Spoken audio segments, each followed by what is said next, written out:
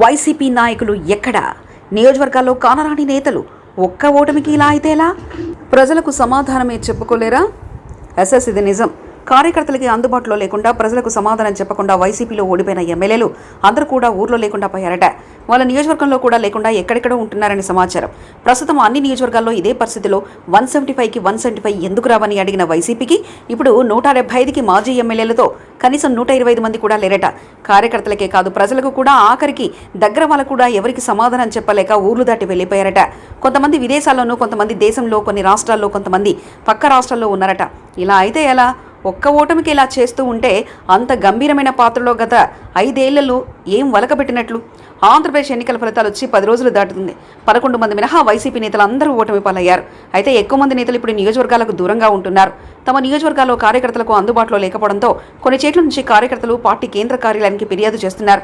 కొద్దిమంది నేతలంటే 10% మంది మినహా చాలా మంది నేతలు ఇతర ప్రాంతాలకు వెళ్లిపోయారు. అయితే కేవలం ఓటమి బాధ నుంచి బయటపడడానికి కుటుంబ సభ్యులతో కలిసి వారు బయటకు వెళ్లారని తెలుస్తుంది.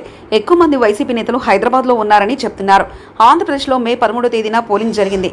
జూన్ 4వ తేదీన ఫలితాలు వెల్లడవుతుండటంతో అప్పటి వరకు ప్రచారంలో 3 నెలల పాటు కష్టపడిన నేతలు కొద్ది రోజుల పాటు సేద తీరడానికి ఇతర ప్రాంతాలకు వెళ్లి వచ్చారు. కొందరు విదేశాలకు వెళ్లిరాగా మరికొందరు పర్యాటక ప్రాంతాలకు కుటుంబ సభ్యులతో వెళ్లి అలా సేద తీరి వచ్చారు.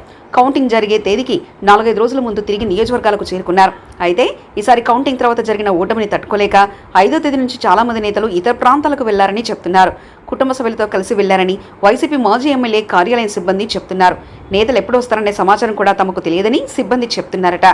కార్యకర్తలకు అందుబాటులో లేకుండా వెళ్లడంపై కొందరు అక్కడే ఆగ్రహం వ్యక్తం చేస్తున్నారు.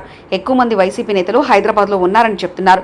వైసీపీ నేతలు దాదాపు 80% మందికి వ్యాపారాలున్నాయి, హైదరాబాద్లో ఇల్లులున్నాయి. దీంతో ఓటమి తర్వాత తమ వ్యాపారాలపై దృష్టి పెట్టేందుకు కొందరు హైదరాబాద్ వెళ్లారంటున్నారు.